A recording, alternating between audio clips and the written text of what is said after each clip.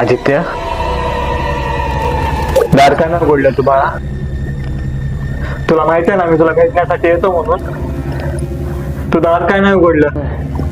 नाही काका. आणि हे कपडे घेऊन कुठे जातोस तू? नाही, तू नाही जाऊ शकत इथून. तू नाही जाऊ शकत, नाही जाऊ शकत तू. अरे तुला भेटण्यासाठी मी ते येतो, तू जातोस कुठं? नाही नाही, मी नाही जाऊ देणार. तुला माझ्या पाठीवरचं ओझं घेऊन जायचे आदित्य. मी नाही थांबू शकत आदित्य, काका. मला जायचं. आदित्य नाही. तू कपडे काढ, कपडे काढ अगोदर. तू कपडे